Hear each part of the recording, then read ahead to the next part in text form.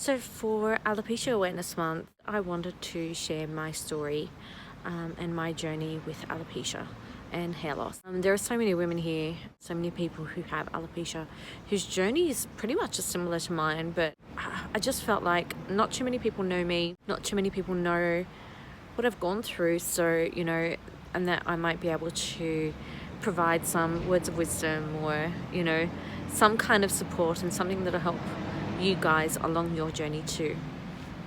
So let me start off by saying that I have Alopecia Universalis. So that means complete hair loss.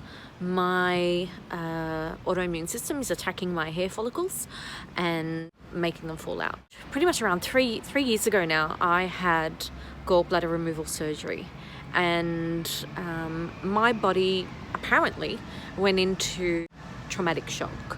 We don't know whether it was from the actual surgery itself, the removal of the gallbladder, or whether it was from the anesthesia, but my body went into trauma. A few months later, my hairdresser actually alerted me to a small balding spot just here on my head. I really didn't think much of it, and that's because I, as a child, suffered from, I guess, little spots of hair loss on my arms. At some point, I lost all the hair on the back of my head. My doctor had always told me that it was from stress, and it always grew back within 6 months. And I've always pretty much suffered from hair loss, a lot of shedding, but I also had a lot of hair. So I didn't think much of it until I saw my second spot, and I was getting a really bad itch. And that was probably March 2017.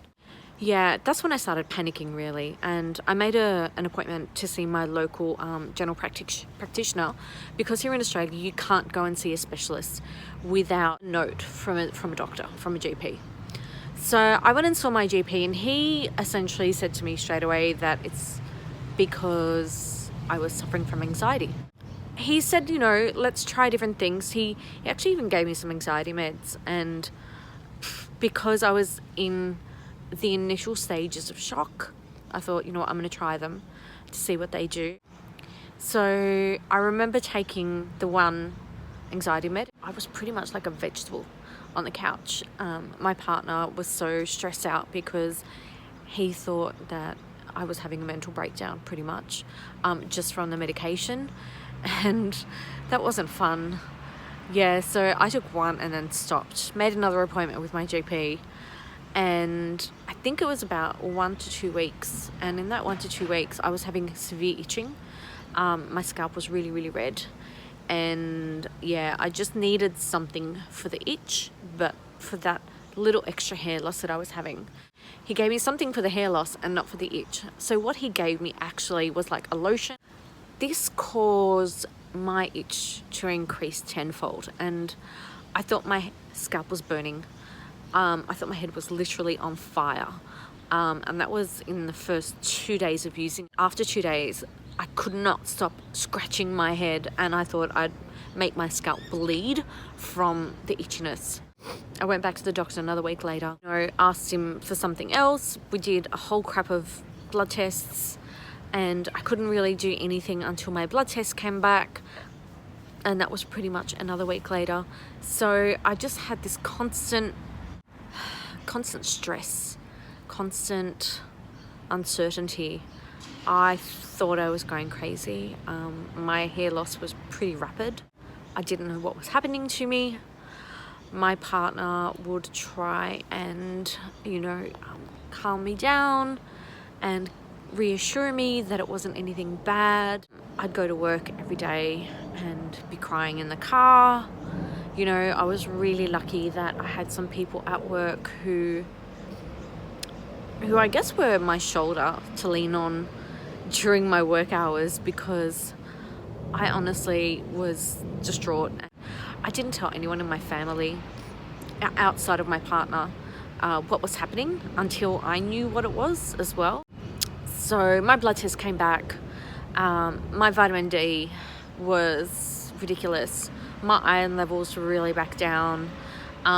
So my doctor gave me some therapy or a treatment plan to raise my iron levels. I was getting vitamin D shots, I think they were, or vitamin B12 shots I was on vitamin D again, so I was taking a whole range of things. I was still on the pill, so important to say that. Yeah, I was freaking out. So I found a doctor, a trichologist who was also a dermatologist. I asked my GP for a note to go see that doctor. I booked an appointment, but it was for about 2 months later because there are no emergency appointments for hair loss, even though he was a trichologist. So I was freaking miserable for months.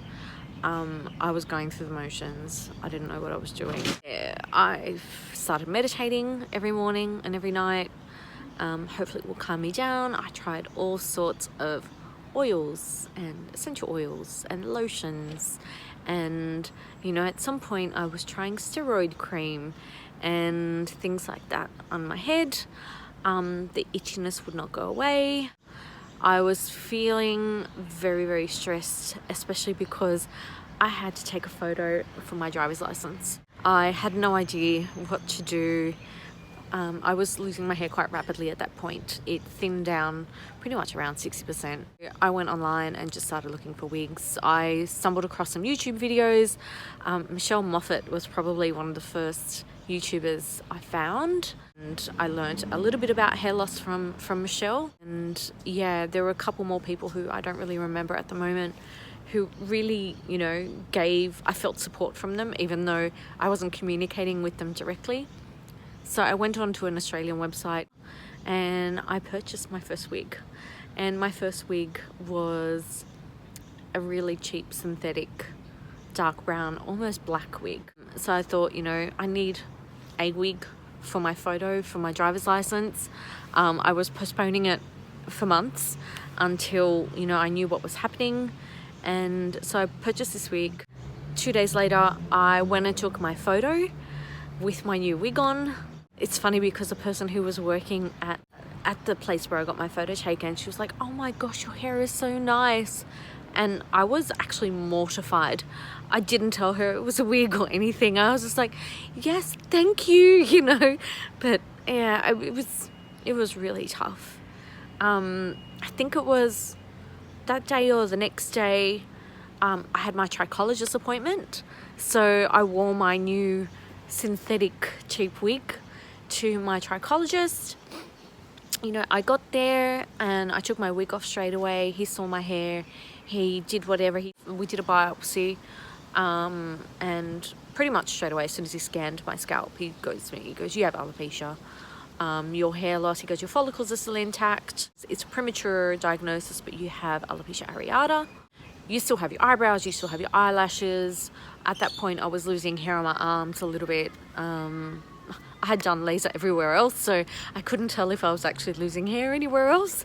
And he gave me a powder called L-tyrosine, and he said that this would help me and help my hair loss. I had no idea what this L-tyrosine was. I went home and I was taking this L-tyrosine. I was still taking my other vitamins, my vitamin B12, my vitamin D, my iron tablets, my freaking everything tablets. But I think I was really happy that I had a diagnosis. And even though it was a premature diagnosis, you know, it was a diagnosis for me. And I knew it wasn't a life-threatening illness because the trichologist told me a little bit about alopecia areata, and I felt relief. I felt relief that I didn't have a severe illness. You know, I was crying every day because of my hair loss. After that point, I took a couple more weeks and really took my time looking for wigs, looking at people's videos, reading wig reviews, and, you know, trying to find a solution to make me feel a little bit more comfortable. Because at that point, I was wearing a lot of headscarves.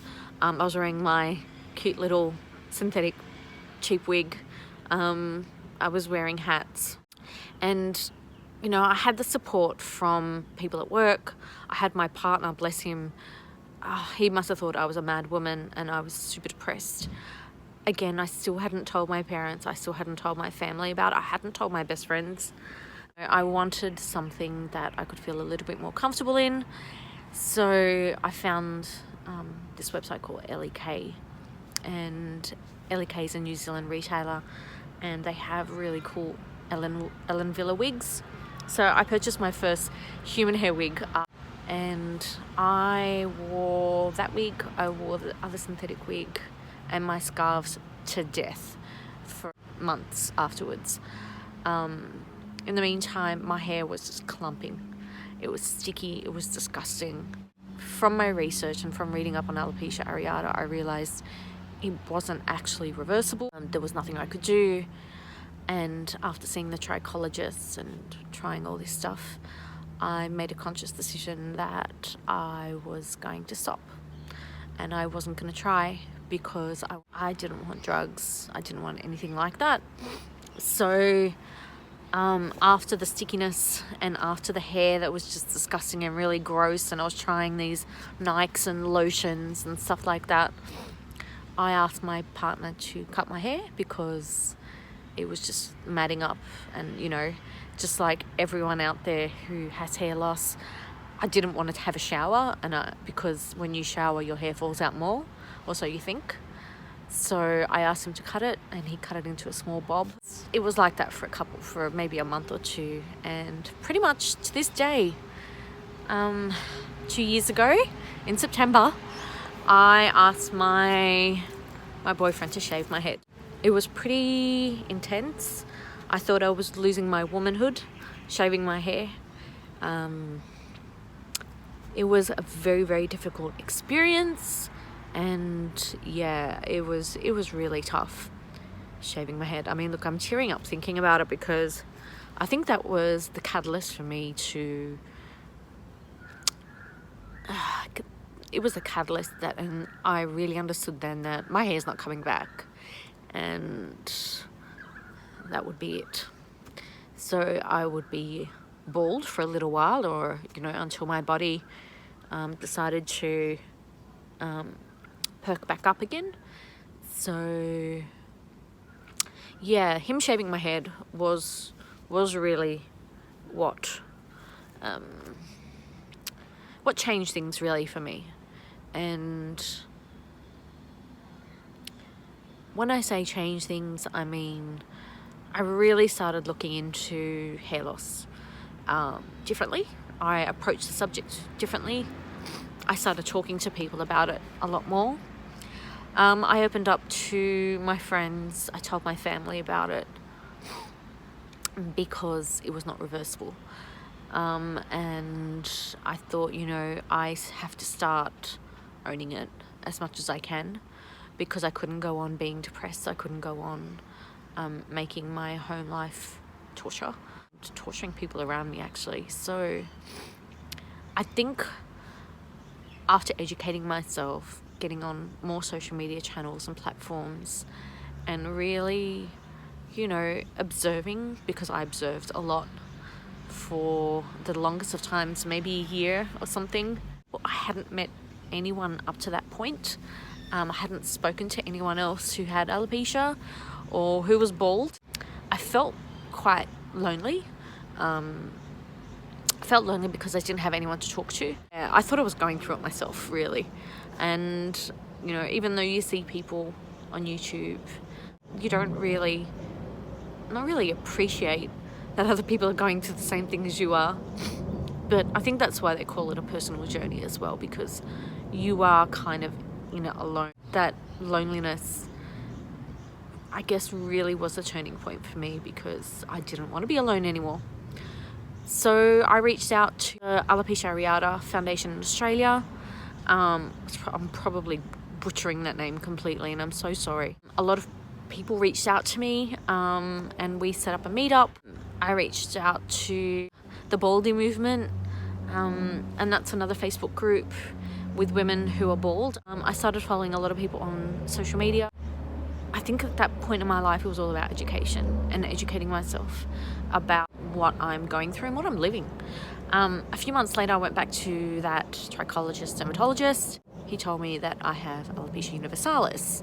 So my diagnosis had changed because I had lost all of my hair everywhere. I still had a bit of peach fuzz, I think that's what you call it, on my face.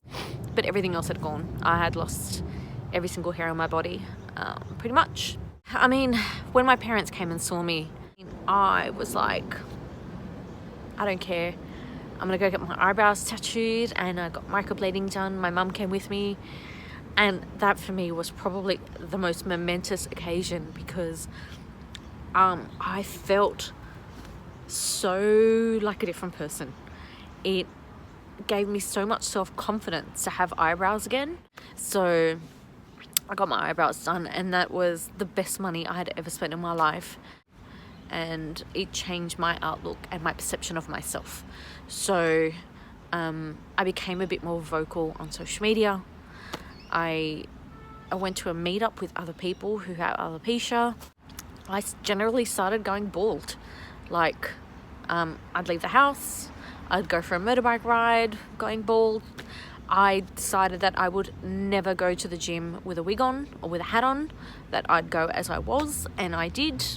And I've not regretted that since, because I hate overheating. And I don't know, since losing my hair, I overheat like crazy. I've had to jump in my car because it was really noisy in the park. So fast forward to the present, and I have accepted my hair loss. I've accepted the way I look. I'm a lot more open and just tell everybody about my hair loss. It's not something that I want to hide or not talk about, because I think it's so important to educate yourself and each other about hair loss and about your journey and about what you're going through, so that, you know, you do get the right support. I've had a few interesting times over the past 2 years with my baldness and with my wigs. I've had people want to rub my head because it's good luck in their culture.